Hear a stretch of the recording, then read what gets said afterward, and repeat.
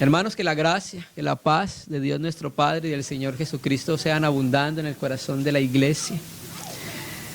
Cuando nosotros nos acercamos a las Escrituras Sagradas, no podemos dejar de percibir aquellas cosas que ocupan un lugar central en el corazón de Dios.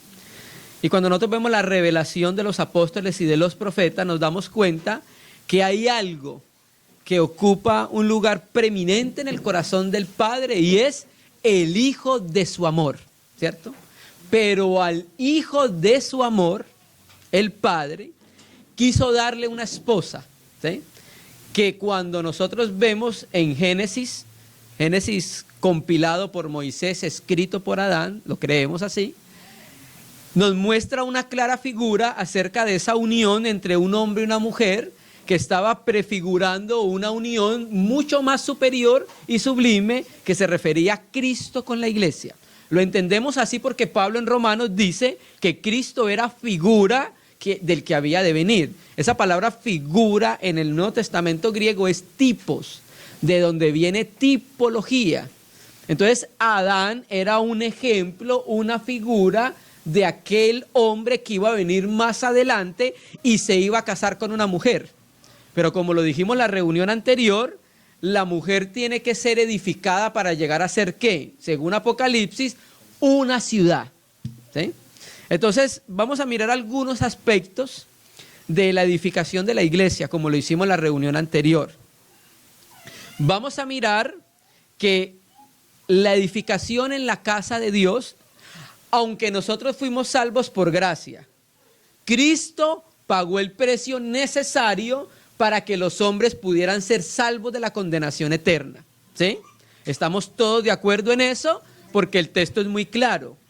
Por gracia sois salvos, no por obras, ¿sí? Es un don de Dios para los hombres, para el que lo quiera recibir.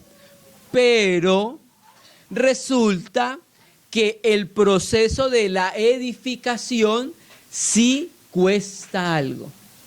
La salvación es completamente gratis porque no tenemos que pagar nada por ella, pues el precio lo pagó alguien más. ¿Cuál fue el precio? La vida misma de Jesucristo. Jesucristo dio su vida y ese fue el precio alto que Él pagó para salvar al hombre.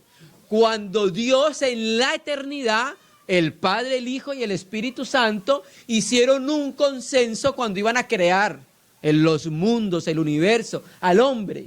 Pero como Dios, hay algo propio en Dios, que es la presciencia, el previo conocimiento por anticipado de todas las cosas, ya ellos sabían qué iba a suceder con el hombre. Entonces, aunque diseñaron el plan, también diseñaron el plan de la redención para el hombre. Y el Hijo dijo, Padre, henme aquí, yo me entrego a favor de la humanidad. Y entonces viene el verbo eterno de Dios, desde los cielos, desde la eternidad, se hace hombre, muere por nuestros pecados y paga el precio de la salvación, ¿sí? Por eso es que nosotros somos salvos por gracia, porque el precio lo pagó Él. A nosotros no nos costó nada, le costó al Hijo de Dios sangre, su vida, porque en las Escrituras la sangre tipifica la vida, ¿cierto? Y entonces nosotros accedemos a la salvación por gracia. Y el instrumento para tomar la salvación es la fe, ¿listo? Pero Dios empieza a hacer un trabajo en el interior de cada creyente. Y eso es lo que vamos a hablar el día de hoy. Vamos a hablar de la edificación, un aspecto de la edificación de la iglesia. Ya dijimos en la reunión anterior que la palabra griega para edificar es oikodomé o oikodomeo, que es una palabra compuesta de oiko, que es casa, hogar, y demo, que significa construir, significando con esto el constructor de una casa. Entonces lo que está haciendo Dios en la edificación es que está preparando un edificio para morar plenamente en él. Y ese edificio no es nada más y nada menos que ¿quién? La iglesia, que es una mujer, pero que al final de la revelación de Apocalipsis será ¿qué? Una ciudad. Lo que dice el escritor a los Hebreos, que Abraham vio una ciudad cuyo arquitecto y constructor es ¿quién? Dios. ¿Cierto? Ese es el trabajo que Dios está haciendo ahorita con cada uno de los cristianos sobre la faz de la tierra. Leamos entonces en relación con la edificación Lucas, capítulo 14. El Señor Jesucristo va camino a Jerusalén, donde iba a ser muerto, ¿cierto? Y en el capítulo 14 nos muestra que él entra en un día de reposo a comer en la casa de un principal que era fariseo, ¿cierto?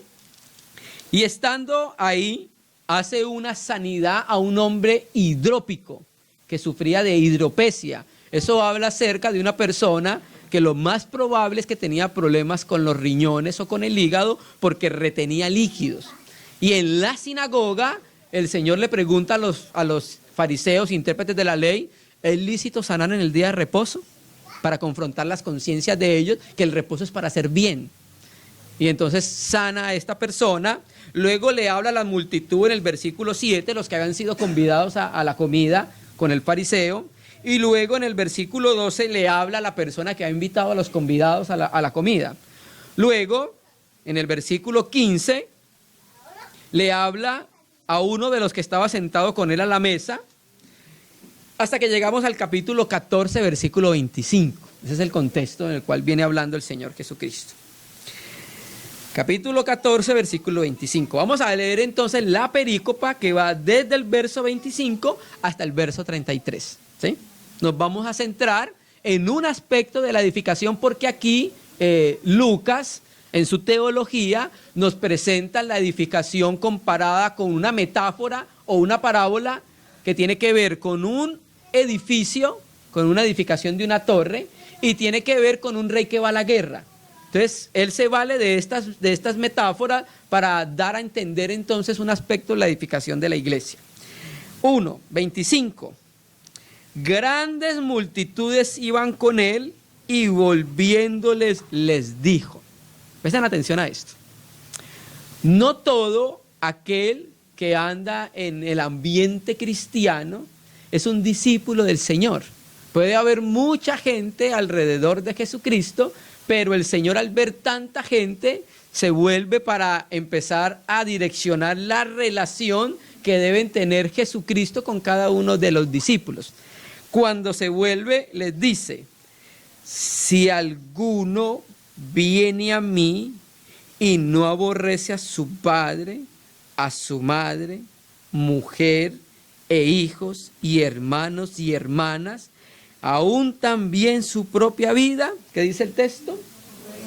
No puede ser su discípulo. Primero, en el contexto histórico de Israel, que un judío dijera que Jesús era el Mesías, inmediatamente se ganaba toda su familia de enemiga. ¿Por qué? ¿Por qué? Porque las personas en el tiempo de la Biblia, en el tiempo de Jesucristo, respetaban mucho a los rabinos, ¿cierto? Y el decir entonces que Jesucristo era el Cristo, el Hijo del Dios viviente, equivalía a hacerse enemigo de los rabinos. Y la gente no quería hacerse enemigo de los rabinos porque ellos eran los que predicaban la palabra de Dios, eran los pastores del tiempo, ¿cierto? Entonces no podemos pues contradecir al pastor, no podemos contradecir al rabino. Si nos hacemos cristianos, pues nos hacemos enemigos del pueblo, ¿cierto? Y eso sucede el día de hoy. No más, por ejemplo, mire el caso de Medio Oriente. Cuando alguien de la cultura del Islam se vuelve a Jesucristo, todo su entorno familiar se vuelve su enemigo. Las familias asiáticas más conservadoras, lo mismo, ¿cierto? Lo mismo los países donde practican el comunismo, ¿cierto? Entonces, en ese contexto histórico, el Señor le dice a toda esa multitud, le dice, si alguno viene en pos de mí, debe hacer algo.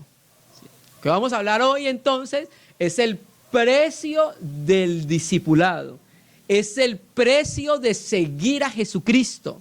Por eso hablábamos, Jesucristo pagó un precio para salvarnos. Pero ahora al nosotros seguirnos, Él nos pide que paguemos un precio. Que seguir a Jesucristo tiene un costo. Ya fuimos salvos por gracia, amén. Y gracias al Señor nos libró de la condenación eterna. El que cree en mí, como dice la Escritura, no vendrá condenación. Punto. Pero ahora nosotros, cada uno de nosotros, vivió mucho tiempo en la vida del alma, satisfaciendo los deseos del alma. Vivió sensualmente, siguiendo los deseos del alma, y nunca supimos qué era vivir la vida del Espíritu. Entonces, cuando venimos a Jesucristo, el Señor libera nuestra vida espiritual, y ya entonces empieza un proceso para empezar a agradar el corazón de Dios. Al principio no sabemos cómo es, pero a medida que nos acercamos al testimonio de la palabra, a medida que estamos en una comunión con Él en el interior, a medida que estamos en comunión con los hermanos, vamos empezando a entender cómo agradar el corazón del Padre, ¿cierto? Y entonces empezamos, hay una disyuntiva porque hay una lucha en el interior. La Escritura dice por medio de Pablo en Romanos que Pablo encontró dos leyes en él. Él quería hacer lo bueno, pero hay veces se hallaba que no lo hacía. Y era precisamente ¿por qué? Por eso, porque el cristiano es una lucha de batalla en el interior. ¿No lo dice Gálatas 5:19? El espíritu quiere agradar a Dios, pero la carne no. Entonces hay una oposición en el interior, porque el cristiano, lo más recóndito de su espíritu, el espíritu quiere llevarlo a la libertad de la esclavitud del pecado. Pero la carne no, la carne quiere mantener esclavizado al cristiano. Entonces se libra una batalla en el interior, hermanos. ¿Sí? El cristiano tiene una batalla en el interior porque quiere agradar al Señor, pero se encuentra una ley que no lo deja agradar, ¿cierto? Entonces, de acuerdo a la ley que más se alimente, esa ley va a ser vencedora, ¿cierto? Se alimenta más la ley del pecado, la ley de la carne, pues la carne será victoriosa. Pero si alimentamos la ley del Espíritu, ¿qué va a ser victorioso? El propio Señor, ¿cierto? Entonces, aquí empieza diciendo el Señor, primero, si alguno no aborrece a su padre y madre y mujer e hijos y hermanos y también su propia vida. Mira cómo empieza el maestro a hacer la exigencia para aquellos que deciden seguirlo, ¿cierto? Significa entonces una renuncia a todo. Dura las palabras del Señor. Aquellos que querían seguir al Señor, querían seguir sus pisadas, debían hacer algo en su vida. Y esa palabra aborrecer, a la luz de Mateo 10:37, no es el aborrecer que nosotros entendemos hoy en nuestro contexto. Este aborrecer sumado con Mateo significa en la Biblia amar menos. ¿Sí? Que el primer lugar que hay en nuestro corazón debe ser para Dios. Que el amor con el cual yo debo amar a mi hermano, mi padre, mi madre, mi hijo, es el amor nacido del propio Dios, ¿cierto? Recuerdo un caso en el Antiguo Testamento, no recuerdo el nombre del rey, y resulta que decía que colocó a la madre como reina madre. Ahí reina madre, ahí era la abuela. Pero en el Medio Oriente utilizaban ese término, hay veces para decir hijo sin que fuera el hijo. Por ejemplo, del rey Ezequías dice que hizo lo bueno conforme a David su padre. Y era hijo de David, pero Ezequías no era directamente hijo de David, era descendencia de David. Lo mismo pasa en este caso, cuando se refiere a la reina madre, en este caso no era la mamá, era la abuela. ¿Listo? Entonces la puso como reina madre. Pero resulta que la reina madre hizo algo. Empezó a adorar otros dioses.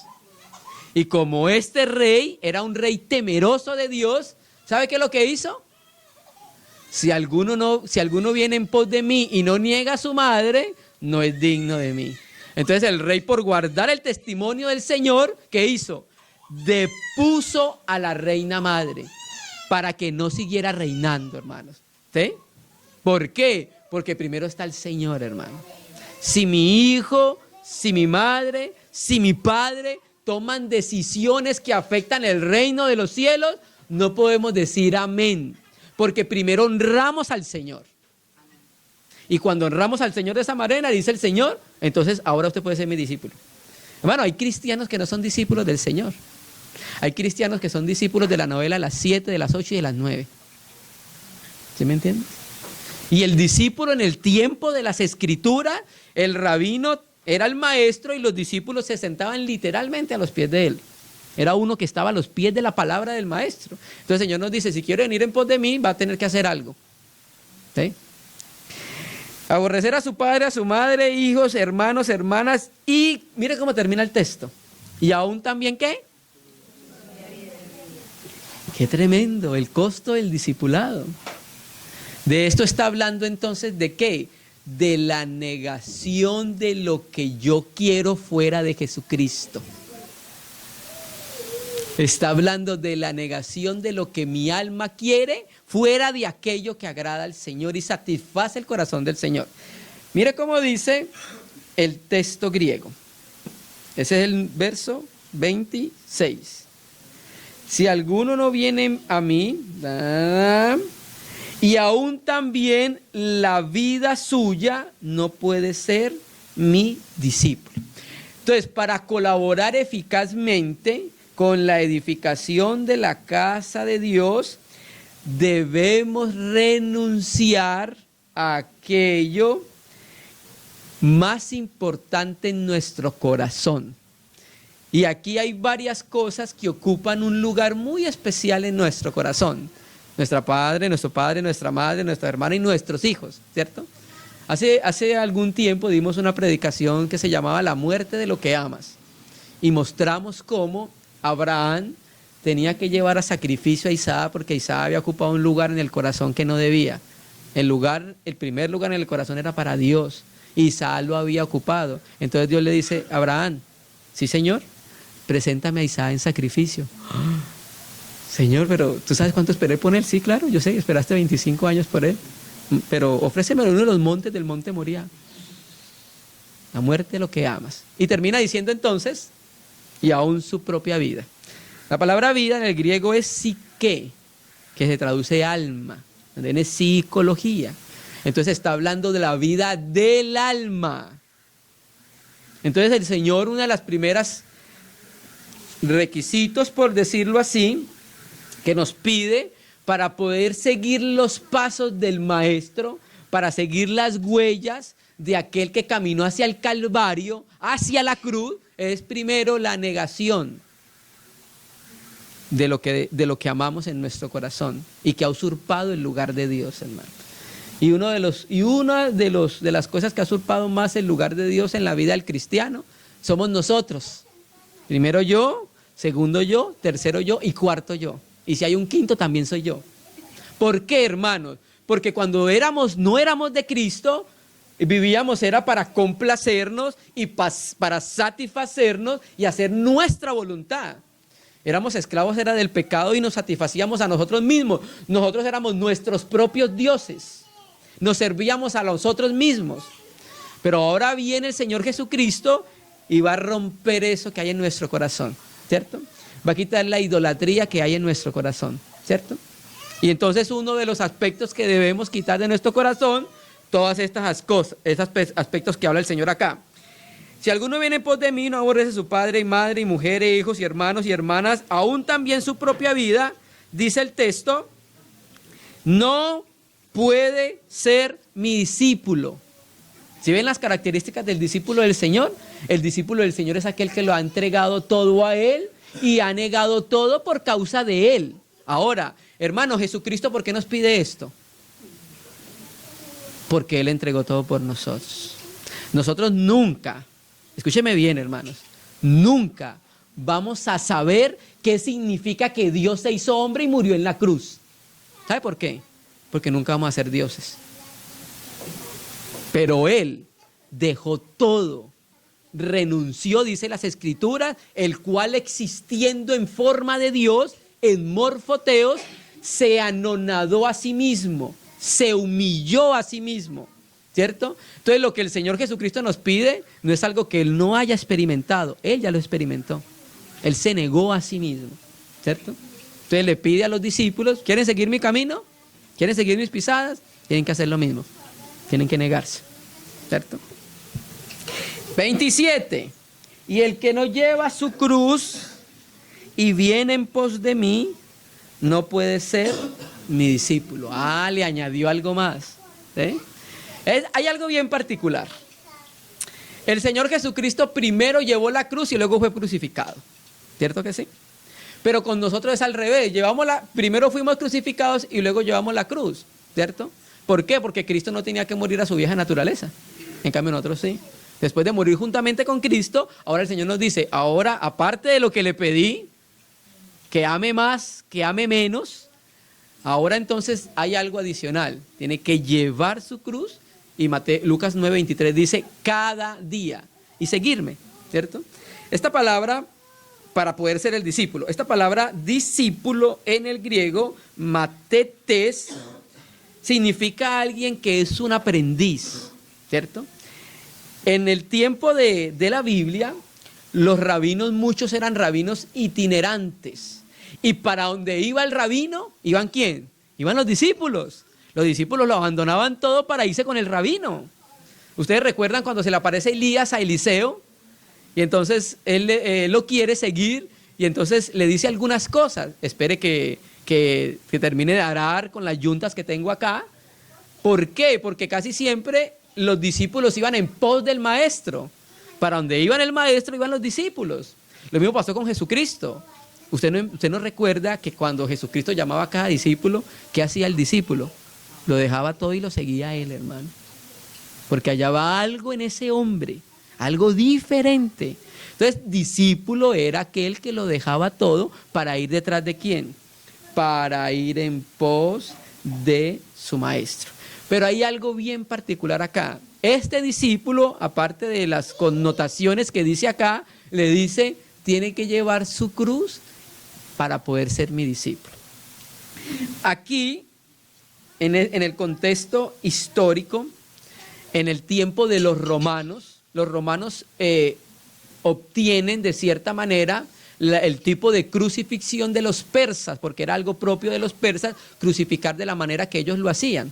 Y cuando en el tiempo de los romanos veían a alguien que llevaba la cruz, hacían un comentario y decían en latín la palabra fucifer, que significa llevador de la horca. Quiere decir que cuando terminaba su camino iba a morir, ¿sí? Era camino hacia el propio patíbulo, que era el término que se utilizaba en ese tiempo. Entonces, cuando una persona llevaba su cruz, ya sabía para dónde iba, hermano. Se iba a morir. ¿Se me entiende?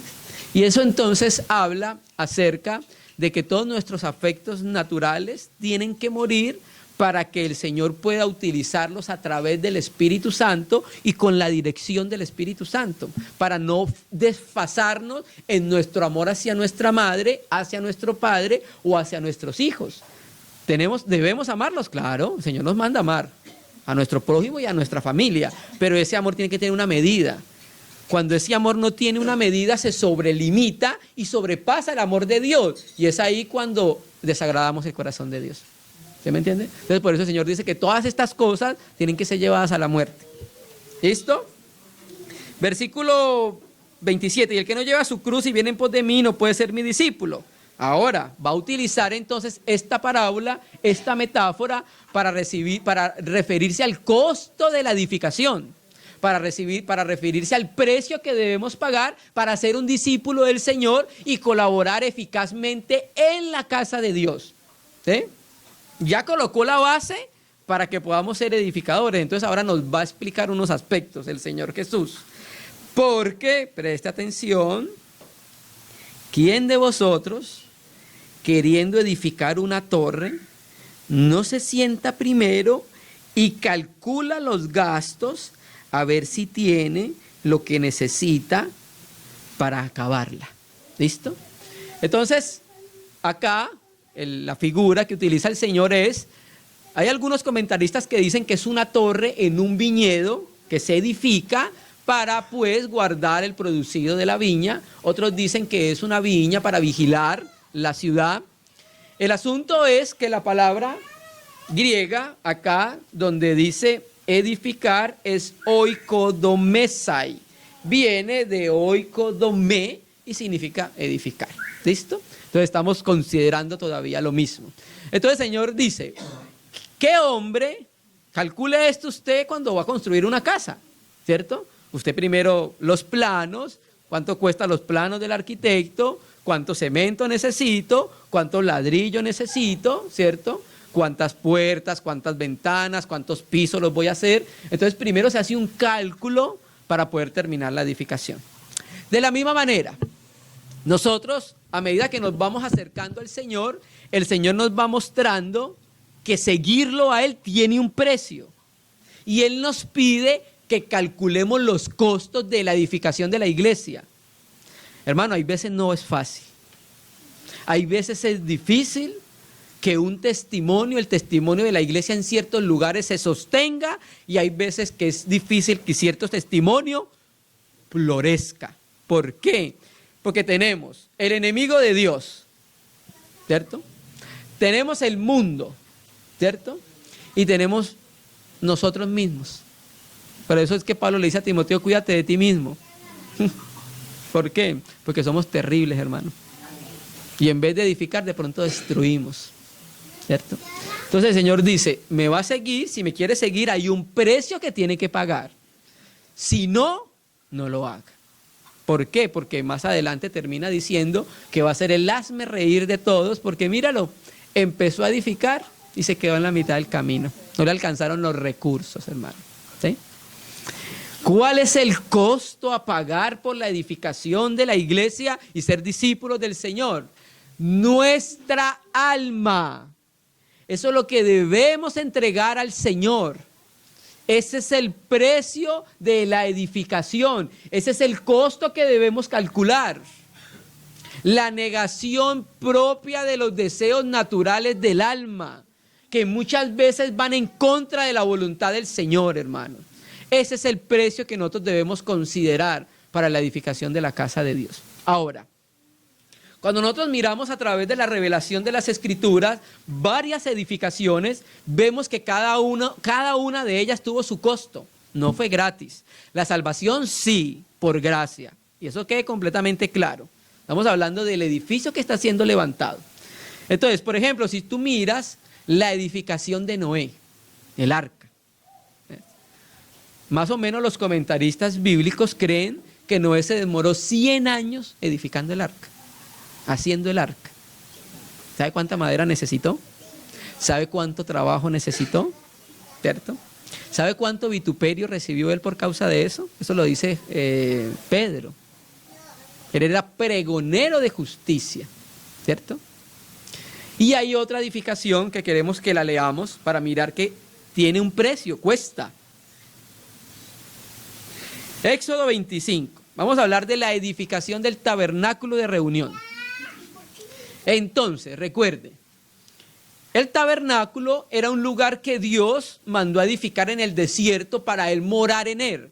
Naturalmente era una clara figura de lo que es la iglesia. Entonces, en esa edificación de la iglesia, Moisés nos presenta ciertos tipos de materiales que representan el trabajo de la obra del Espíritu Santo en el corazón del creyente para que sea utilizada y llevada a la casa de Dios, y con esos materiales pueda ser edificada la iglesia. Por ejemplo, Yahvé 25:1 habló a Moisés diciendo, di a los hijos de Israel que tomen para mí ofrenda, de todo varón que la diere de su voluntad de corazón, tomaréis mi ofrenda. 1. Lo que nosotros vamos a dar en la casa de Dios no es obligado, no es por fuerza, es nacido del corazón, hermanos. Por eso el que no quiere, Dios como todo un caballero, si tú no quieres, pues me consigo otro que quiera, ¿ya? Por ejemplo, Saúl no quiso más reinar con Dios, entonces Dios le dijo, bueno, como no tú quieres que yo reine contigo, me voy a levantar otro hombre conforme a mi corazón y con él voy a trabajar entonces, ¿listo? Entonces lo que nosotros le damos a Dios tiene que ser algo voluntario del corazón. Dios por eso creó seres libres. ¿Para qué? Para que en amor decidamos por Él. Si Dios fuera un dictador, hubiera creado robots. Adórenme, te adoramos, exálteme, te exaltamos. Pero Dios creó el hombre, vemos ahí el amor de Dios al crear un hombre completamente libre, para que el hombre libremente escoja por Él. Y esperamos que el cristiano libremente escoja por Jesucristo, hermano. Entonces dice, esta es la ofrenda que tomaréis de ellos. Mire todos estos materiales. Oro, plata, cobre. ¿De qué habla todo esto? Bueno, el oro en la Biblia es una clara tipificación de la naturaleza divina. La plata era el precio que se pagaba por la redención de un esclavo. Entonces habla de la obra de Jesucristo. El cobre, ¿de qué habla en la Biblia? O el bronce. El bronce en la Biblia habla del juicio. Por eso en lo que cantamos hoy que leímos de Apocalipsis, pies semejantes al bronce bruñido, en Apocalipsis 1. Eso quiere decir que Jesucristo pasó por juicio. ¿Sí? Azul, Azul tiene que ver con lo del cielo. Púrpura tiene que ver con el gobierno, que es el morado, el violeta. Carmesí habla de la obra de Cristo, la sangre, el rojo. Lino fino habla de la obra del Espíritu Santo. Pelo de cabra, entonces habla de la obra nuestra, que tiene que ser tratada. Pieles de carneros teñida de rojo, el derramamiento de la sangre del Hijo. Pieles de tejones, madera de acacia, aceite para el alumbrado. Recuerde que el aceite se sacaba de la oliva y la oliva tenía que ser machacada, hablando del trato que muchas veces se debe tener para producir aceite. Especias para el aceite de la unción y para el incienso aromático, piedras de ónice y piedras de engastes para el efod y para el pectoral. Cada uno de estos aspectos representa algo de la obra de Jesucristo, pero ese no es el tema hoy. El tema es hablar acerca del costo. Entonces, cada uno de Israel tenía que colocar algo de su propio corazón para el edificio de la casa de Dios.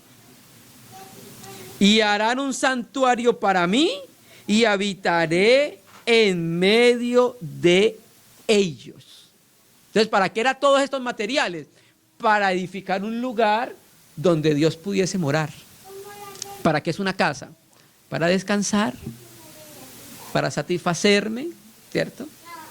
Oye, hermano, o sea que Dios descansó porque estaba cansado. No, este es un lenguaje figurado en la Biblia. Y descansó Dios, no porque se cansó de crear. Creó todo y, ya voy a descansar este día porque es que ya... No, hermano, el descanso de Dios es la satisfacción que Dios haya en algo. Y por eso reposa y por eso descansa. Entonces, todos estos materiales era el costo que Israel debía pagar para poder edificar un edificio para la morada del Dios Todopoderoso, ¿cierto? Entonces, aquí vemos que hay un costo. Oro, plata, cobre... Así sea mínimo, cada uno tenía que dar algo. A cada uno de los israelitas le costaba algo. Y no solamente a los israelitas, a Moisés. Si hubo alguien que le costó la edificación de Israel en el desierto, fue a Moisés. ¿Sabe cuántas veces intentaron matarlo? Muchas veces. ¿Sí? Entonces, hermano, esto cuesta. Esto tiene un precio. Esto va a costar, hermano. La Escritura dice en Hebreos, aún no habéis combatido contra el pecado hasta verter sangre, dice la Biblia textual. O sea que nuestra lucha con el pecado debe dar como resultado el derramamiento de sangre. O sea, no estoy hablando de sangre literal. Estoy hablando sangre que en la Biblia se refiere como ya como a la vida. ¿Sí? Al perder la vida por causa del reino de los cielos. ¿No lo dice el Señor así? El que pierda su vida por causa de mí, ¿qué? La hallará. ¿En dónde la hallaremos? En el reino celestial. ¿Usted me entiende? Si no la perdemos acá, no la hallaremos allá. Si la ganamos acá, la vamos a perder allá. Un cristiano antes de enfrentarse al tribunal de Jesucristo, y cuando hablo de enfrentarse quiero decir que estar frente a frente. Cuando estemos al frente del tribunal de Cristo, el cristiano debe entender, hermanos, debe entender y saber claramente por la Biblia que si perdió la vida acá, la va a ganar allá. Pero también debe saber que si no la perdió acá, si la ganó acá, o sea, le dio todo lo que el alma quería, constantemente la estuvo satisfaciendo, allá la va a perder, hermano. Esto es una clara advertencia para todos los cristianos de todos los tiempos. ¿Listo? Entonces, aquí a ellos, tanto a Israel como a Moisés, le costó la edificación de Israel. Por decirlo así, pues porque Israel es una figura de la iglesia. ¿Sí? Ahora, pasemos a otra edificación, la primera edificación de la Biblia. Génesis 2, versículo 20. Génesis 2, versículo 21. Bueno, el contexto lo conocemos. En el primer capítulo de la Biblia, por la recopilación de Moisés, vemos nosotros entonces que hay un único Dios que creó todas las cosas. Pero en el capítulo 2 nos muestra cómo creó las cosas, ¿cierto? Entonces nos dice que el hombre, Adán, fue formado de la Adama, de la tierra roja. Y entonces sopló en su nariz Nishma Ayin y el hombre se convirtió en un ser viviente, un alma viviente. Y resulta que Dios hizo brotar de la tierra todo tipo de animales, ¿sí? Y Adán era un hombre muy sabio. Adán era un hombre completamente sabio. La sabiduría de Adán no había sido afectada todavía con el pecado. Y entonces Dios le trajo todos los animales a Adán, y Adán, por la sabiduría que tenía, veía al animal y decía: tú serás llamado vaca. Tú, por las características que tiene, por el color, por el cabello, tú serás llamado perro. Entonces, todo lo que le puso a Adán nombre es lo que existe el día de hoy. Era un hombre muy sabio y muy fuerte. Labraba todo el huerto solo, no se cansaba. No sabemos cuánto es la extensión geográfica en kilómetros o en hectáreas del huerto de Edén, pero no se cansaba, no sudaba. Entonces, ya cuando Adán entonces iba colocándole los nombres a cada animal, veía que cada animal tenía su correspondiente pareja. Entonces veía el gallo con la gallina, el caballo con la yegua. Y entonces Adán no hallaba una ayuda igual a él. Bueno, sí, ya como lo hemos dicho, pues la gallinita da huevos, la vaca da leche, sí, pero no es igual a mí. Entonces, dice Dios en el verso 20: y puso Adán nombre a toda bestia y ave de los cielos y a todo ganado del campo, mas para Adán no se halló ayuda idónea, o sea, una ayuda semejante, ¿cierto? Que lo pudiera ayudar en el propósito de gobernar y señorear. Entonces Yahvé Elohim, Yahvé Dios, hizo caer un sueño profundo sobre Adán, y mientras éste dormía, tomó una de sus costillas y cerró la carne en su lugar, y de la costilla que Yahvé Dios formó del hombre, hizo una mujer y la trajo al hombre. Entonces quiero primero miremos el 22 y luego miramos el 21. En la reunión anterior dijimos entonces que esta palabra donde dice: y tomó Dios del hombre, la costilla, hizo una mujer. Esta palabra hizo es raíz de la palabra hebrea baná, que significa construir o edificar, ¿cierto? Y la Septuaginta, esta que es la versión griega del Antiguo Testamento, dice: y transformó el Señor Dios la costilla que había tomado de Adán en una mujer, y se la llevó a Adán. O sea que lo que hizo Dios con la costilla fue que la edificó. Y esa edificación, ¿qué resultó siendo? Una mujer. Y esa mujer que va siendo edificada al final de los tiempos es una ciudad. ¿Cómo se llama? La Nueva Jerusalén. ¿Sí? Entonces, ¿qué quiero decir con esto entonces? Ahora el verso 21. Que el precio que Adán pagó para que fuera edificada la mujer es morir. O sea, no estoy queriendo decir con esto que Adán se murió. Estoy queriendo decir que él es una tipología de Jesucristo. Y Adán en figura murió para que de su costado sacaran una costilla y fuera edificada. De la misma manera Jesucristo tuvo que pasar por un sueño para producir la iglesia. Recuerda que el Señor Jesucristo fue alanceado en el costado y salió de su costado, ¿qué? Agua y sangre. Entonces, este dormir de Adán, la Septuaginta dice que entró como en un éxtasis. Este dormir de Adán tipifica el precio que él pagó para que la mujer fuera edificada, ¿sí? De la misma manera, volvemos entonces a insistirlo, la edificación tiene un precio y tiene un costo. Nos va a costar, ¿cierto? Pero el Señor Jesucristo, por el Espíritu Santo en nosotros, nos va a capacitar para pagar el precio que nosotros necesitamos. Humanamente no podemos. Nadie puede negar la vida del alma humanamente. Hará cosas exteriores, pero en el interior todavía estará el pecado, los deseos pecaminosos. ¿Cierto que sí? Pero cuando el Señor capacita, el cristiano puede decir no y puede decir sí. A medida que el Espíritu Santo va desarrollando la naturaleza divina en nosotros, entonces el cristiano ya puede decir como Pablo: todo no edifica. ¿Cierto que sí? Ya el cristiano tiene el discernimiento y la capacidad de discernir y decir: no, esto me edifica, esto no me edifica. ¿Esto qué me aporta para el reino de los cielos? Esto no me aporta nada para el reino de los cielos. Entonces el cristiano empieza a discernir, a diferenciar. ¿Qué es lo que significa discernir? Distinguir, ¿cierto? Entonces el cristiano, para la edificación de la casa de Dios, volvemos a decirlo, pues tiene que pagar un precio. Y el precio es la vida. Adán en tipología durmió. lo que pasó con Jesucristo, que murió por nuestros pecados. Entonces Adán pagó un precio para que le trajeran la mujer. Ya cuando la vio construida, eso le indica Baná, construir o edificar, y la vio edificada, dijo, esta sí. Ahora es sí, porque la gallina no, pues como con la gallina, ¿no? Pero esta sí. Esta es hueso de mis huesos y carne de mi carne, ¿cierto? Hay una fábula judía, una leyenda judía,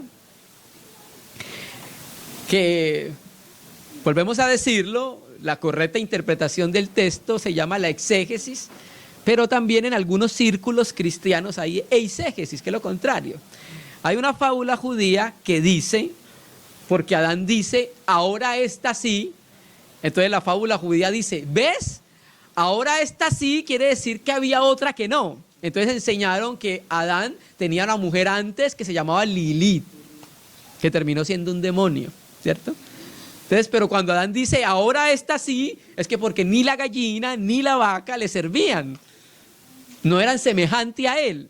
En cambio, cuando la mujer la ve, dice, estás claro, Señor, esta ahora sí, voy a ser uno con ella, ¿cierto?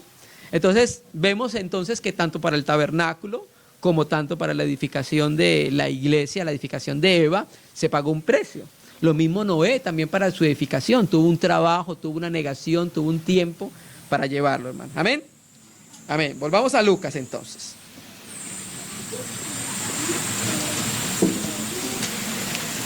Volvamos a Lucas, entonces hemos leído el 14,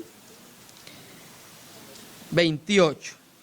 Porque ¿quién de vosotros, queriendo edificar una torre, no se sienta primero y calcula los gastos, a ver si tiene lo que necesita para acabarla? No sea que después que haya puesto el fundamento y no pueda acabarla, todos los que vean comiencen a burlar de él, diciendo, este hombre comenzó a edificar y no pudo acabar. Aquí donde dice fundamento, la palabra griega temelión es la misma que utiliza Pablo en 1 Corintios 3, donde dice que no se puede poner otro fundamento que el que está puesto, que es ¿quién? Jesucristo. Entonces a esta edificación ya tenía el fundamento. ¿Cuál es el fundamento? Jesucristo. Jesucristo ya está en nosotros. Él es la piedra principal, pero sobre esa piedra se debe edificar el edificio, ¿cierto? Entonces el Señor Jesucristo dice, calcule el costo, porque si no lo calcula, no le va a acabar el edificio y va a terminar a medias.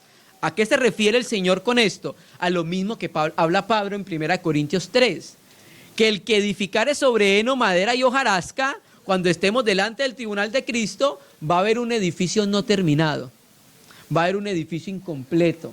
Y todos van a comenzar a burlarse de él diciendo, mira, este hombre, aunque tenía el fundamento, comenzó a edificar y no terminó.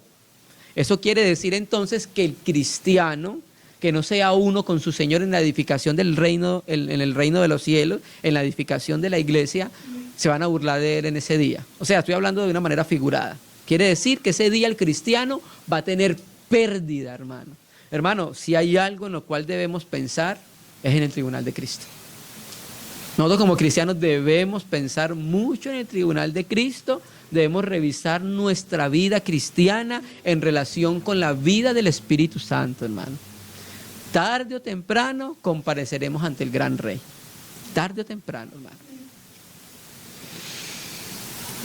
Entonces luego utiliza otra parábola, otra metáfora que es la del rey que va a la guerra, ¿cierto? Y primero entonces le dice, bueno, yo voy con 10,000, él tiene 1,000,000, entonces no calculé el cálculo de la guerra, los costos de la guerra, entonces va y le pide paz, que está hablando de lo mismo, pero nos queríamos centrar en eso. Verso 33. Así pues, cualquiera de vosotros que no renuncia a todo lo que posee no puede ser mi discípulo. Y ahí esa palabra donde dice todo lo que posee, renuncia a todo lo que posee, en el griego significa posesión o bienes. Aquí Francisco la Cueva traduce sus bienes, los bienes suyos, ¿sí? Naturalmente que no está hablando de posesiones materiales. Está hablando de todo lo que nosotros poseemos que creemos que es nuestro, ¿cierto? Y todo lo que nosotros poseemos que creemos que es nuestro debemos dejarlo ir. Debemos renunciar a ello. Mira, hermanos, cuando nosotros renunciamos a algo, el Señor nos lo devuelve. ¿Sí? El hermano Ni tiene una predicación, un folleto que se llama La vida de la tienda y del altar. Entonces mostraba la vida de Abraham. Abraham era un hombre de tiendas y era un hombre de altar. Abraham, ¿por qué vivía en tiendas? Porque él, viviendo en tiendas, llegaba a cierto lugar, habían pastos para su ganado, pastaban, armaba la tienda, luego la desarmaba, se iba para otro lugar, armaba la tienda, pastaba su ganado y se iba para otro lugar, ¿sí? Y así recorrió toda la tierra prometida, Israel, Canaán en su momento. ¿Y sabe por qué vivía él así? Porque él estaba diciendo, yo no soy de esta tierra, yo soy peregrino, por eso no edifico ninguna ciudad acá, porque viene una ciudad cuyo constructor es Dios, en esa voy a vivir. Pero también era un hombre que hacía altares constantemente. Altar servía para complacer y satisfacer el corazón de Dios. Entonces el hermano decía que nosotros todo debemos entregarlo de la tienda, lo nuestro que hay en la tienda, pasarlo para el altar. Lo que el Señor vea que puede devolverse el altar, no lo devuelve. El hermano Ni también tuvo una experiencia, leyó un salmo, no sé si es el 33, que el salmista decía, Señor, no deseo nada más en la tierra, en los cielos, y fuera en la tierra no deseo nada más que fuera de ti. Estoy parafraseándolo. Entonces el hermano cuando leyó ese capítulo, ese versículo, dijo, Señor, yo no puedo decir lo mismo que el salmista, porque había algo más que él deseaba en su corazón, era una mujer. Y luchó con el Señor y luchó con el Señor hasta que un día se la entregó. O sea, salió de la tienda al altar, se la entregó. Señor, te la entrego. Al tiempo se la devolvió como la esposa. ¿Sí? Entonces el Señor, hay cosas que todo debemos entregárselo a Él. Y el Señor, de acuerdo a su plan y diseño, mira que nos devuelve a la tienda. ¿Listo? Entonces aquí, el que no renuncia a todos sus bienes, a todo lo que posee, dice el texto, no puede ser ¿qué? Mi discípulo. Hermanos, un poco fuerte las palabras del Señor Jesucristo para los discípulos del momento, porque recuerde que las personas que lo seguían eran una gran multitud, y muchos de ellos, ¿por qué lo seguían? Porque le dio comida, porque le dio pan, porque le dio pescado, porque hacía milagros, ¿cierto? Pero cuando el Señor empieza a mostrarle el costo de seguirlo, muchos se vuelven atrás. ¿Sí me entiendes? Mire lo que dice Juan, capítulo 6. Hay un libro más adelante. Juan capítulo 6, versículo 60. Juan 6, versículo 60, ¿lo tenemos? Al oírlas, o sea, las palabras de Jesús, muchos de sus discípulos dijeron, ¿dura es esta palabra? ¿Quién la puede oír? Al oírla, muchos de sus discípulos dijeron, ¿dura es esta palabra? ¿Quién la puede oír? Porque, hermanos, el Señor no le va a hablar cosas a las personas que quieran. No les va a hablar cosas bonitas, cosas que los pongan a reírse, a saltar y a brincar. No. El Señor Jesucristo va a hablar acerca de la necesidad que tiene el hombre. Y la mayor necesidad que tiene el hombre es Él. Mira cuando Nicodemo se acerca de noche porque no quería perder su gloria. Él era un principal de los fariseos. Y no, pues donde lo vieran con Jesucristo de día, pues se le pierde el lugar como principal. Se va de noche, que nadie lo vea para mantener su posición. Amaba la gloria de los hombres. Entonces le dice, maestro, sabemos que vienes de parte de Dios. Y es raro porque Jesucristo no sigue la conversación de lo que empieza Nicodemo. Y entonces el Señor Jesucristo le dice, ¿sabes, Nicodemo? Si no nacieres de agua y de espíritu, no puedes entrar en el reino de los cielos. Esa era la necesidad que él tenía, nacer de nuevo, sino que él no lo sabía. Entonces Jesucristo, el Señor, no nos trae a la iglesia para darnos 2 palmaditas, sino para decirnos lo que hay en su corazón y lo que hay en su palabra. Y muchas veces es duro, pero es duro por el pecado. Me recuerda mucho, en la Biblia hay un profeta llamado Micaías, en el tiempo del profeta Acab. Entonces, Acab tenía muchos falsos profetas. Y entonces iban a ir a la guerra. El rey de Judá hizo alianza con el rey de Israel, iban a ir juntos a la guerra. Entonces, le dice al rey de Judá, bueno, necesitamos un profeta del Señor para que nos profetice para ver cómo va a ir en la guerra. Entonces, sí, tengo 800 profetas. Y empiezan a profetizar falsos profetas. Entonces el rey de Israel como que percibió que eran falsos profetas y le dice, no, pero de verdad, ¿no hay un profeta del Señor? Y él le dice, sí, hay uno.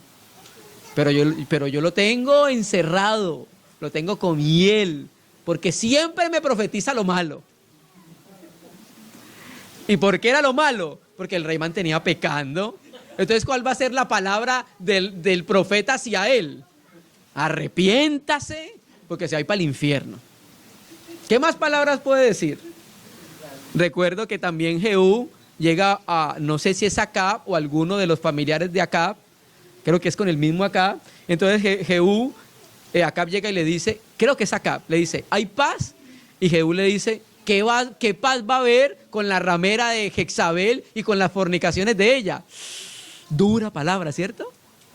Bueno, lo mismo hacía el Señor. Todo esto era duro para el alma, ¿cierto? Cuando hay un alma que no quiere seguir al Señor es difícil y es duro. Entonces cuando los discípulos escucharon eso, la multitud dijo, al oírlos muchos discípulos dijeron, ¿dura es esta palabra? ¿Quién la puede oír? Verso 66. Desde entonces muchos de sus discípulos volvieron atrás y no andaban más con él. ¿Ah?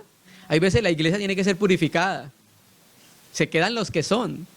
Los que no quieren seguir al Señor, sucede lo que sucedió con Israel en el desierto. ¿Qué? Quedaron tendidos en el desierto. Se murieron en el desierto, hermanos. ¿Sí?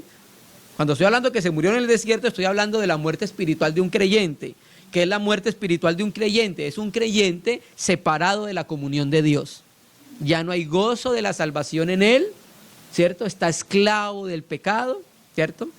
Entonces, desde ese momento, muchos de sus discípulos volvieron atrás por la palabra que escucharon, muy dura. Y terminemos entonces el colofón, aunque no queríamos hacer una exégesis completa de la perícopa, pero terminemos. Aunque, a ustedes ven lo que tienen Reina y Valera 60, hay un subtítulo que dice, cuando la sal pierde su sabor. Pero resulta que ese verso 34 y 35 hace parte de la misma idea. No ha cambiado la idea, sigue siendo la misma, ¿sí? Entonces, en el mismo sentido que el Señor viene hablando acerca de los discípulos, cuando no lo quieren seguir a Él y cuando no pagan el precio, dice, buena es la sal. Claro, es buena, la sal tiene varias propiedades. Sirve para salar, ¿cierto? Sirve para preservar, para conservar, para que no se pudra, por ejemplo, la carne no se corrompa tan rápido, pero también tiene otra particularidad. Dar un punto en las comidas, un sazón, ¿cierto? Bueno, el cristiano hace todas estas cosas. Hermano, Dios no ha acabado este planeta por la iglesia. Lo único que evita que todo el mundo esté corrompido es la iglesia, que es la única sal que hay en la tierra.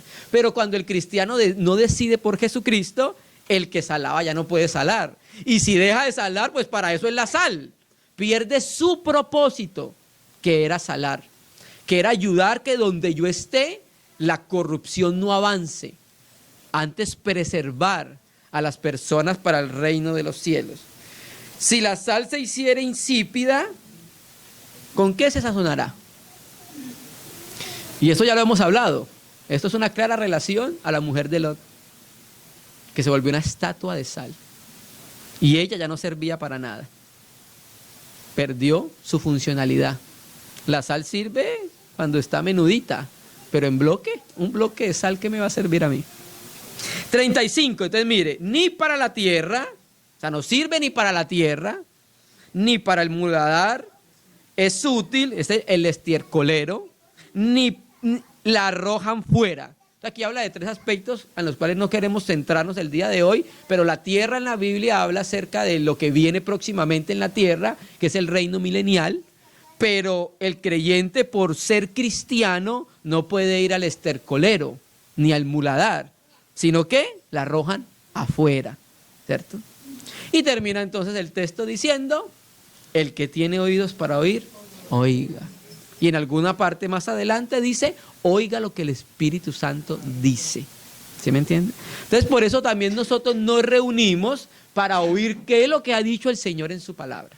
Y la palabra, a medida que la vamos escuchando y vamos abriendo el corazón, ella empieza a tener un poder de purificar mi interior, hermano. ¿Sí me entiendes? Entonces, hermano, hay un precio que debemos pagar, negarnos por causa del reino de los cielos. ¿Sí me entiendes? Ahora, hermanos, a medida que nosotros vamos viendo cuán glorioso es el Señor, cuán precioso es el Señor, cuán maravilloso es el Señor, el costo que nosotros vamos a pagar no lo vamos a sentir, porque va a haber alegría en nuestro corazón, entregarnos a Él, darnos por Él espontáneamente, hermano. Pero eso sucede en la medida que tengamos una visión gloriosa de quién es Jesucristo. Muchos cristianos no se entregan al Señor porque tienen una visión muy opaca de lo que es Jesucristo, ¿sí? Y recuerde que Santiago dice que debemos conocer a Dios sin sombra de variación, ¿cierto? Porque la rotación de los astros hacen que algunas partes hay veces estén oscuras. Eso habla de eso. Entonces, hermano, que la palabra pueda abrirnos nuestro interior y pueda llevarnos verdaderamente a poder decidirnos por Jesucristo, hermano. Él ya se decidió por nosotros. ¿Por qué cree que estamos acá?